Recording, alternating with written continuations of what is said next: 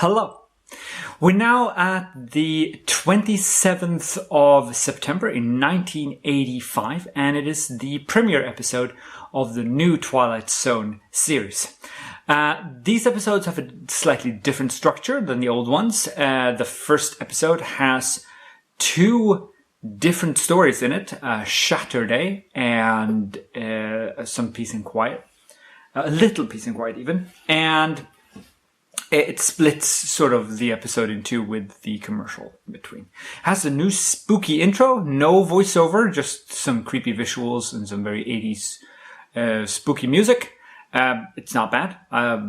Sure, why not? There's a picture of Rod Serling, or silhouette, heavily edited. Now, Shatterday starts with a smashed mirror. Now, I wanted to take a look at that. So, it isn't actually a reflection of Bruce Willis.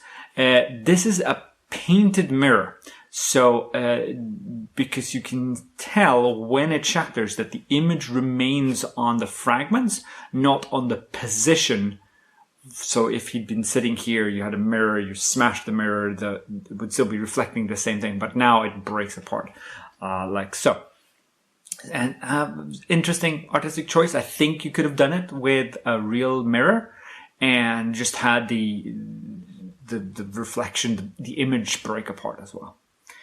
This is directed by Wes Craven, who did a bunch of these episodes, and it's based on the story with the days of the week. The whole someday, moans day, Doomsday, wounds day, thorns day, free day, and shatter day. So this, of course, wouldn't happen if he had a cell phone, because he would just have speed dialed, and he wouldn't be able to call himself anyway, because he would just get the busy done. So technically, you could do this story now with you calling your own cell phone and then someone picking it up. But I think it works better this way. He wants to ruin his life, and so he cancels the milk, the dry cleaning, the New York Times subscription, and the groceries. That's how you mess with someone. And then, of course, the money. I think that's kind of lovely. It's a bit anachronistic, perhaps, but sure. When they finally meet, as long as Bruce Willis' character stays in bed, it's not a split screen. You only see sort of the character, it's this way, in silhouette and sort of in the extreme foreground. It's a body double. And then when he gets up, then we have a split screen. It looks like this. It's very well made. I think that's what everyone expects to see, to be honest. And then you have a slight inconsistency where he sits holding the blanket and he fades away holding onto the blanket, but in the next shot, the blanket is on the windowsill, like so, which looks like they missed it. It's not Yoda, right? Because Yoda fades away and his clothes sort of sink down. But that's Shatterday. That's the first ever segment. The next bit is A Little Peace and Quiet, which is of course about someone who's stressed out and finds the stopwatch. Well, this isn't a stopwatch, and it's very reminiscent of a kind of stopwatch, and of course, time enough at last.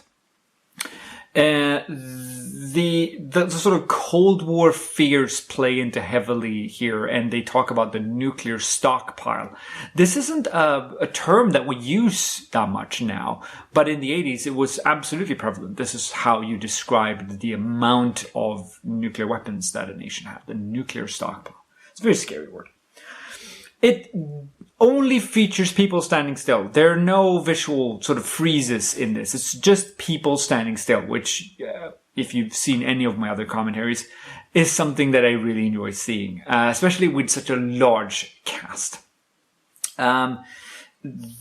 She has a very sort of methodical approach in how to figure out how this works. So she would stop time, start time, stop time, take the sundial off, try to start time, it wouldn't work. So she's like trying this out, and she's not freaked out or anything like that. She does really quite well.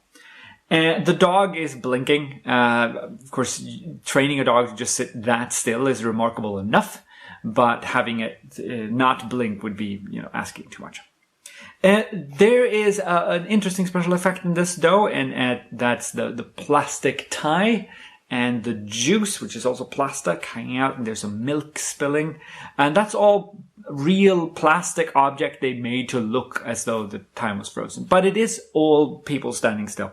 There are some shots with people sort of in off-balance position, and you have someone sort of propping them up off camera to make that work. She can interact with things while in time stop, which is massively OP, must be nerfed. That's really, really potent, and we'll get back to that. But I wonder how much of the world is actually working. So she's in a supermarket. Do the automatic doors react to her? Can she start her car? All of these things, like her physical interaction with objects is one thing, but the object sort of responding to I don't know, stimuli. Would that work, or does that need a trigger that's outside the time skip? She's sort of honest. I mean, she pays for the groceries, but then in the very next segment, she goes and gropes someone. So, power corrupt, that sort of thing. And in the end, she's doing the shut up. And the two extraneous ones are actually unscripted. That wasn't part to be here, but that's how it worked. It reminded me a lot of the very last episode of Futurama called Meanwhile, where Fry and Leela gets to spend sort of their life together. And she could do that too, potentially, even if the world is about to end. I mean, she'd be lonely, time enough at last, indeed. But she could live a full life and just sort of experience things and maybe, hide away her family in shelter or whatever. She could do all of that stuff.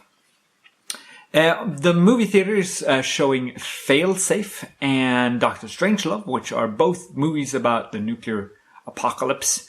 Both came out in '64, I think. And the final sort of thing is there's a missile. She can see it. I have, since I saw this episode for the very first time, and I was like a kid, I was wondering, like, could she build like a ladder? Could she climb up and tinker with it and take it apart and make it inert?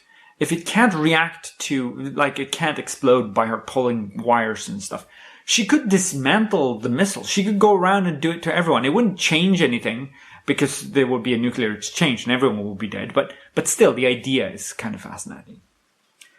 But that's the first episode, and next cabbage on the carpet throw is the episode Wordplay. I will see you then. Take care now.